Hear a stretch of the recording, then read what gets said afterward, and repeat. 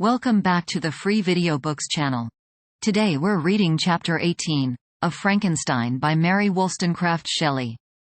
Before we get started, why not like and subscribe? Now, sit tight and let's get into it. Day after day, week after week, passed away on my return to Geneva, and I could not collect the courage to recommence my work. I feared the vengeance of the disappointed fiend, yet I was unable to overcome my repugnance to the task which was enjoined me. I found that I could not compose a female without again devoting several months to profound study and laborious disquisition.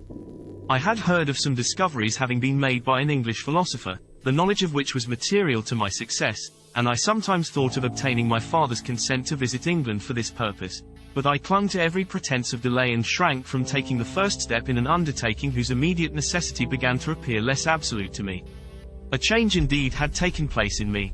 My health, which had hitherto declined, was now much restored, and my spirits, when unchecked by the memory of my unhappy promise, rose proportionably. My father saw this change with pleasure, and he turned his thoughts towards the best method of eradicating the remains of my melancholy, which every now and then would return by fits, and with a devouring blackness overcast the approaching sunshine. At these moments I took refuge in the most perfect solitude. I passed whole days on the lake alone in a little boat, watching the clouds and listening to the rippling of the waves, silent and listless. But the fresh air and bright sun seldom failed to restore me to some degree of composure, and on my return I met the salutations of my friends with a readier smile and a more cheerful heart. It was after my return from one of these rambles that my father, calling me aside, thus addressed me. "I am happy to remark, my dear son, that you have resumed your former pleasures and seem to be returning to yourself. And yet you are still unhappy and still avoid our society. For some time I was lost in conjecture as to the cause of this, but yesterday an idea struck me, and if it is well founded, I conjure you to avow it.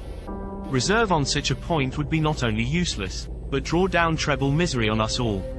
I trembled violently at his exordium, and my father continued, "I confess, my son, that I have always looked forward to your marriage with our dear Elizabeth as the tie of our domestic comfort and the stay of my declining years. You were attached to each other from your earliest infancy. You studied together, and appeared, in dispositions and tastes, entirely suited to one another. But so blind is the experience of man that what I conceived to be the best assistance to my plan may have entirely destroyed it. You, perhaps, regard her as your sister, without any wish that she might become your wife. Nay, you may have met with another whom you may love, and considering yourself as bound in honor to Elizabeth, this struggle may occasion the poignant misery which you appear to feel. My dear father, reassure yourself. I love my cousin tenderly and sincerely. I never saw any woman who excited, as Elizabeth does, my warmest admiration and affection. My future hopes and prospects are entirely bound up in the expectation of our union. The expression of your sentiments of this subject, my dear Victor, gives me more pleasure than I have for some time experienced. If you feel thus, we shall assuredly be happy, however present events may cast a gloom over us. But it is this gloom which appears to have taken so strong a hold of your mind that I wish to dissipate. Tell me, therefore, whether you object to an immediate solemnization of the marriage. We have been unfortunate, and recent events have drawn us from that everyday tranquility befitting my years and infirmities. You are younger, yet I do not suppose, possessed as you are of a competent fortune, that an early marriage would at all interfere with any future plans of honor and utility that you may have formed. Do not suppose, however, that I wish to dictate happiness to you or that a delay on your part would cause me any serious uneasiness. Interpret my words with candor and answer me, I conjure you, with confidence and sincerity." I listened to my father in silence and remained for some time incapable of offering any reply. I revolved rapidly in my mind a multitude of thoughts and endeavored to arrive at some conclusion. Alas, to me the idea of an immediate union with my Elizabeth was one of horror and dismay. I was bound by a solemn promise which I had not yet fulfilled and dared not break, or if I did, what manifold miseries might not impend over me and my devoted family. Could I enter into a festival with this deadly weight yet hanging round my neck and bowing me to the ground? I must perform my engagement and let the monster depart with his mate before I allowed myself to enjoy the delight of a union from which I expected peace. I remembered also the necessity imposed upon me of either journeying to England or entering into a long correspondence with those philosophers of that country whose knowledge and discoveries were of indispensable use to me in my present undertaking. The latter method of obtaining the desired intelligence was dilatory and unsatisfactory, Besides, I had an insurmountable aversion to the idea of engaging myself in my loathsome task in my father's house while in habits of familiar intercourse with those I loved. I knew that 1,000 fearful accidents might occur, the slightest of which would disclose a tale to thrill all connected with me with horror. I was aware also that I should often lose all self-command, all capacity of hiding the harrowing sensations that would possess me during the progress of my unearthly occupation. I must absent myself from all I loved while thus employed. Once commenced, it would quickly be achieved, and I might be restored to my family in peace and happiness. My promise fulfilled, the monster would depart forever. Or, so my fond fancy imaged, some accident might meanwhile occur to destroy him and put an end to my slavery forever. These feelings dictated my answer to my father. I expressed a wish to visit England, but concealing the true reasons of this request, I clothed my desires under a guise which excited no suspicion, while I urged my desire with an earnestness that easily induced my father to comply. After so long a period of an absorbing melancholy that resembled madness in its intensity and effects, he was glad to find that I was capable of taking pleasure in the idea of such a journey, and he hoped that change of scene and varied amusement would, before my return, have restored me entirely to myself. The duration of my absence was left to my own choice. A few months, or at most a year, was the period contemplated. One paternal kind precaution he had taken to ensure my having a companion. Without previously communicating with me, he had, in concert with Elizabeth, arranged that Clerval should join me at Strasbourg. This interfered with the solitude I coveted for the prosecution of my task, yet at the commencement of my journey the presence of my friend could in no way be an impediment, and truly I rejoiced that thus I should be saved many hours of lonely, maddening reflection. Nay, Henry might stand between me and the intrusion of my foe. If I were alone, would he not at times force his abhorred presence on me to remind me of my task or to contemplate its progress? To England, therefore, I was bound, and it was understood that my union with Elizabeth should take place immediately on my return. My father's age rendered him extremely averse to delay. For myself, there was one reward I promised myself from my detested toils, one consolation for my unparalleled sufferings. It was the prospect of that day when, enfranchised from my miserable slavery, I might claim Elizabeth and forget the past in my union with her. I now made arrangements for my journey, but one feeling haunted me which filled me with fear and agitation. During my absence I should leave my friends unconscious of the existence of their enemy and unprotected from his attacks, exasperated as he might be by my departure. But he had promised to follow me wherever I might go, and would he not accompany me to England? This imagination was dreadful in itself, but soothing inasmuch as it supposed the safety of my friends. I was agonized with the idea of the possibility that the reverse of this might happen. But through the whole period during which I was the slave of my creature I allowed myself to be governed by the impulses of the moment, and my present sensation strongly intimated that the fiend would follow me and exempt my family from the danger of his machinations. It was in the latter end of September that I again quitted my native country. My journey had been my own suggestion, and Elizabeth therefore acquiesced, but she was filled with disquiet at the idea of my suffering, away from her, the inroads of misery and grief. It had been her care which provided me a companion in Clerval, and yet a man is blind through 1,000-minute circumstances which call forth a woman's sedulous attention. She longed to bid me hasten my return. 1,000 conflicting emotions rendered her mute as she bade me a tearful, silent farewell. I threw myself into the carriage that was to convey me away, hardly knowing whither I was going, and careless of what was passing around. I remembered only, and it was with a bitter anguish that I reflected on it, to order that my chemical instruments should be packed to go with me. Filled with dreary imaginations, I passed through many beautiful and majestic scenes, but my eyes were fixed and unobserving. I could only think of the bourne of my travels and the work which was to occupy me whilst they endured. After some days spent in listless indolence, during which I traversed many leagues, I arrived at Strasbourg, where I waited 2 days for Clerval. He came. Alas, how great was the contrast between us! He was alive to every new scene, joyful when he saw the beauties of the setting sun, and more happy when he beheld it rise and recommence a new day. He pointed out to me the shifting colors of the landscape and the appearances of the sky.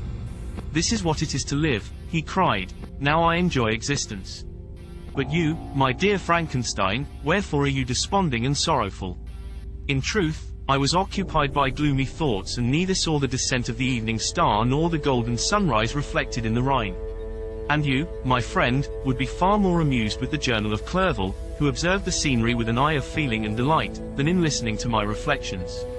I, a miserable wretch, haunted by a curse that shut up every avenue to enjoyment. We had agreed to descend the Rhine in a boat from Strasbourg to Rotterdam, whence we might take shipping for London. During this voyage we passed many willowy islands and saw several beautiful towns. We stayed a day at Mannheim, and on the 5th from our departure from Strasbourg, arrived at Mainz. The course of the Rhine below Mainz becomes much more picturesque. The river descends rapidly and winds between hills, not high, but steep, and of beautiful forms. We saw many ruined castles standing on the edges of precipices, surrounded by black woods, high and inaccessible. This part of the Rhine, indeed, presents a singularly variegated landscape. In one spot you view rugged hills, ruined castles overlooking tremendous precipices, with the dark Rhine rushing beneath, and on the southern turn of a promontory, flourishing vineyards with green sloping banks and a meandering river and populous towns occupy the scene. We traveled at the time of the vintage and heard the song of the laborers as we glided down the stream. Even I, depressed in mind, and my spirits continually agitated by gloomy feelings, even I was pleased. I lay at the bottom of the boat, and as I gazed on the cloudless blue sky, I seemed to drink in a tranquility to which I had long been a stranger. And if these were my sensations, who can describe those of Henry? He felt as if he had been transported to fairy land and enjoyed a happiness seldom tasted by man. I have seen, he said, the most beautiful scenes of my own country.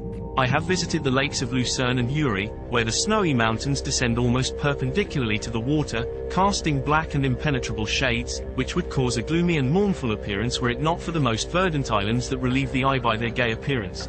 I have seen this lake agitated by a tempest, when the wind tore up whirlwinds of water and gave you an idea of what the waterspout must be on the great ocean, and the waves dash with fury the base of the mountain, where the priest and his mistress were overwhelmed by an avalanche and where their dying voices are still said to be heard amid the pauses of the nightly wind. I have seen the mountains of La Vallée, and the Pays de Vaud.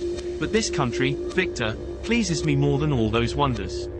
The mountains of Switzerland are more majestic and strange, but there is a charm in the banks of this divine river that I never before saw equaled. Look at that castle which overhangs yon precipice, and that also on the island, almost concealed amongst the foliage of those lovely trees, and now that group of laborers coming from among their vines, and that village half hid in the recess of the mountain. Oh, surely the spirit that inhabits and guards this place has a soul more in harmony with man than those who pile the glacier or retire to the inaccessible peaks of the mountains of our own country. Clerval, beloved friend, even now it delights me to record your words and to dwell on the praise of which you are so eminently deserving. He was a being formed in the very poetry of nature. His wild and enthusiastic imagination was chastened by the sensibility of his heart. His soul overflowed with ardent affections, and his friendship was of that devoted and wondrous nature that the worldly minded teach us to look for only in the imagination. But even human sympathies were not sufficient to satisfy his eager mind. The scenery of external nature, which others regard only with admiration, he loved with ardor. The sounding cataract haunted him like a passion. The tall rock, the mountain, and the deep and gloomy wood, their colors and their forms, were then to him an appetite, a feeling, and a love, that had no need of a remoter charm, by thought supplied, or any interest unborrowed from the eye. Wordsworth's Tintern Abbey. And where does he now exist? Is this gentle and lovely being lost forever? Has this mind, so replete with ideas, imaginations fanciful and magnificent, which formed a world, whose existence depended on the life of its creator, has this mind perished? Does it now only exist in my memory? No, it is not thus. Your form so divinely wrought, and beaming with beauty, has decayed, but your spirit still visits and consoles your unhappy friend. Pardon this gush of sorrow. These ineffectual words are but a slight tribute to the unexampled worth of Henry, but they soothe my heart, overflowing with the anguish which his remembrance creates. I will proceed with my tale. Beyond Cologne we descended to the plains of Holland, and we resolved to post the remainder of our way, for the wind was contrary and the stream of the river was too gentle to aid us. Our journey here lost the interest arising from beautiful scenery, but we arrived in a few days at Rotterdam, whence we proceeded by sea to England. It was on a clear morning, in the latter days of December, that I first saw the white cliffs of Britain. The banks of the Thames presented a new scene. They were flat but fertile, and almost every town was marked by the remembrance of some story.